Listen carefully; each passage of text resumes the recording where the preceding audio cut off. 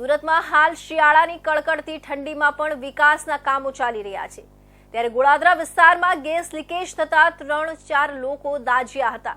ખોદકામ વખતે gas line leakage થઈ હતી, જેથી ભયના માહોલ વચ્ચે લોકોમાં અફરાતફરીનો માહોલ સર્જાયો હતો। આગે એકાએક વિકરાળ સ્વરૂપ ધારણ કર્યું હતું, જેથી કામ કરી રહેલા 4 લોકો દાઝી ગયા હતા, જેથી ઇજાગ્રસ્તોને 108 એમ્બ્યુલન્સ દ્વારા હોસ્પિટલ ખસેડવામાં આવ્યા હતા।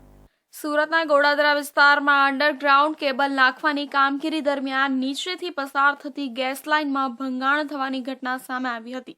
ગેસ લીકેજ થતાની સાથે જ ફ્લેશ ફાયર થતા 4 જેટલા લોકો આગની ઝપેટમાં આવી જતા દાઝ્યા હતા। એકાએક આગ ફાટી નીકળતા લોકો પોતાનો જીવ બચાવી ભાગ્યા હતા। ઘટના અંગે જાણ થતા ફાયર વિભાગની ટીમે ઘટનાસ્થળે પહોંચી આગ ઉપર કાબુ મેળવવાનો પ્રયાસ કર્યો હતો। ભારે જહેમત બાદ આગ કાબૂમાં આવી હતી। આ વિકરાળ આગમાં 5 જેટલી દુકાનમાં બળીને ખાખ થઈ ગઈ હતી, જેના વળતરની માંગ સાથે લોકો રસ્તા પર ઉતરી આવ્યા હતા। ગોળાદરા સિનેમા રોડ ખાતે ગેસ લાઇનમાં લીકેજ થતા જબરજસ્ત ફ્લેશ ફાયર જોવા મળ્યું હતું।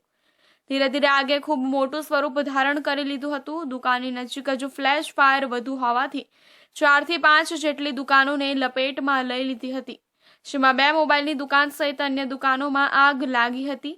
ગેસ લાઇનના લીકેજ બાદ દુકાનમાં આગ લાગતા ઉપર રહેતા રહીશોમાં ગભરાટ ફેલાયો હતો।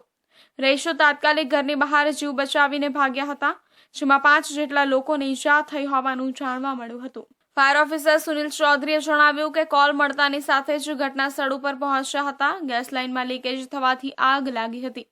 દુકાનમાં તો આગ લાગી હતી, પરંતુ ઉપર રહેતા રહીશો પણ નીચે ભાગતા એક જ પરિવારના 4 લોકોને ઈજા થઈ હતી, જેમાં એક નાનું બાળક, એક બાળકી, માતા પિતાને સમાવેશ થાય છે। માતા પિતાને સામાન્ય ઈજા હતી, પરંતુ બાળકોને થોડે અંશે આગની જ્વાળાઓથી વધુ ઈજા થઈ હોવાનું દેખાઈ આવ્યું હતું। જોકે તમામ ઈજાગ્રસ્તોને હોસ્પિટલમાં સારવાર માટે ખસેડવામાં આવ્યા હતા।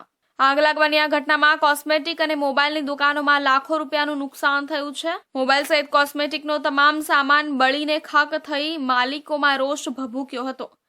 દુકાનદારો અને સ્થાનિક લોકો એકત્ર થઈને સમગ્ર ઘટના માટે જે જવાબદાર છે તેની સામે કાર્યવાહી કરવામાં આવે તેવી માંગ સાથે રસ્તા પર ઉતર્યા હતા।